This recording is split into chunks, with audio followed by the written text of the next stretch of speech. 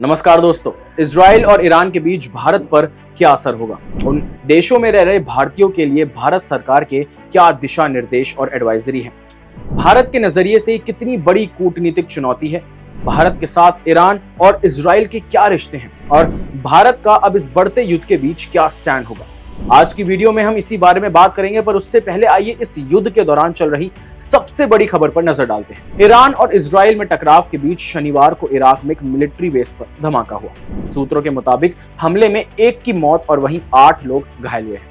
Media report के मुताबिक ये एयर स्ट्राइक ईरान के समर्थन वाली पॉपुलर मोबिलाइजेशन फोर्स यानी पीएमएफ के हेडक्वार्टर पर हुआ। हालांकि हमला किसने किया इसकी पुष्टि नहीं हुई है और जानकारी भी नहीं मिल पाई है। पीएमएफ के अधिकारियों ने अमेरिकी सैनिकों पर हमले का आरोप लगाया है, लेकिन अमेरिकी सेना सेंट्रल कमांड ने सोशल मीडिया पर पोस्ट के जरिए उनके आरोपों को खारिज कर दिया है। इसके अलावा इजराइल ने भी हमले में अपनी भूमिका से इनकार कर दिया है। आपको बता दें, पीएमएफ को हाशिद अल शाबी के नाम से भी जाना जाता है। ये शियाओं के सशस्त्र समूह का एक संगठन है जिसे 2014 में आईएसआईएस से लड़ने के लिए बनाया गया था। यह अब इराक के सुरक्षा बलों का हिस्सा है। माना जा रहा है कि एयर स्ट्राइक एक वेयरहाउस के ऊपर हुई थी जहां पीएमएफ के उपकरणों, हथियारों और सैन्य वाहकों को निशाना बनाया गया था। बीते सप्ताह ईरान ने इजराइल पर 300 से अधिक ड्रोन और मिसाइलों से हमले का दावा किया था। इजराइल और ईरान के बीच बढ़ते तनाव में भारत के लिए चुनौतियां बढ़ने वाली हैं, क्योंकि भारत के ईरान और इजराइल दोनों से ही काफी अच्छे संबंध हैं। भारत के लिए सबसे बड़ी चुनौती ये है कि इन देशों और पश्चिमी एशिया के अन्य देशों में रह रहे अपने लाखों नागरिकों की सुरक्षा।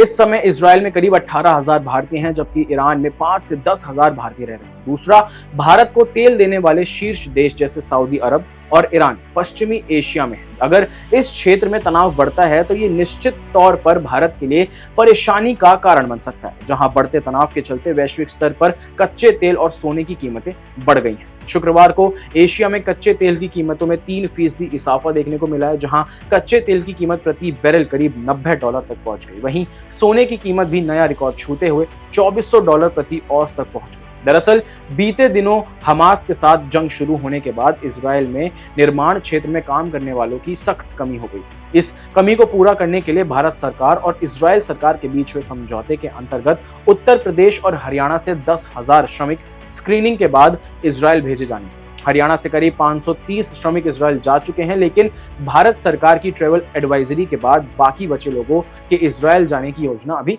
रोक दी गई है, जिसमें भारत की ओर से दोनों ही देशों के लिए संदेश गया है कि इस मामले में संयम बरतने और तत्काल हिंसा से पीछे हटकर कूटनीति के रास्ते से कोई सुझाव निकालने की जरूरत है और हम इसी का आह्वान करते हैं।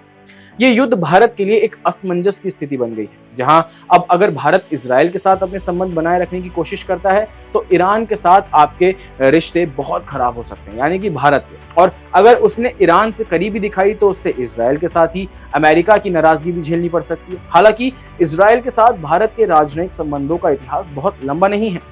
इजराइल 1948 में एक देश के तौर पर अस्तित्व में आया था, लेकिन भारत ने 1992 में उनके साथ राजनयिक संबंध स्थापित किए। हालांकि इसके बाद से भारत के इजराइल के साथ संबंध दिनों दिन मजबूत होते चले गए। अब इजराइल भारत को हथियार और तकनीकी निर्यात करने वाले शीर्ष देशों में से एक है। वहीं दूसरी ओर ईरान के साथ भारत के पुराने रिश्ते हैं। ईरान भारत को तेल आपूर्ति करने वाले शीर्ष देशों में से एक था। ईरान पर उसके परमाणु कार्यक्रम की वजह से लगे अंतरराष्ट्रीय प्रतिबंधों से पहले भारत को तेल निर्यात करने वाला दूसरा सबसे बड़ा देश था।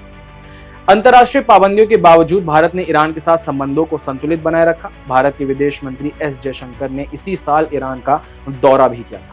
अब भारत का इस युद्ध में क्या रुख होने वाला है? इस युद्ध से वैश्विक स्तर के साथ साथ भारत पर आने वाले दिनों में कितना असर देखने को मिलेगा, या फिर भारत का जो हमेशा से एक न्यूट्रल पॉइंट ऑफ व्यू होता है वो सेम रहेगा? आपका क्या मानना है हमें कमेंट करके जरूर बताएं। अभी के लिए फिलहाल बस इतना ही।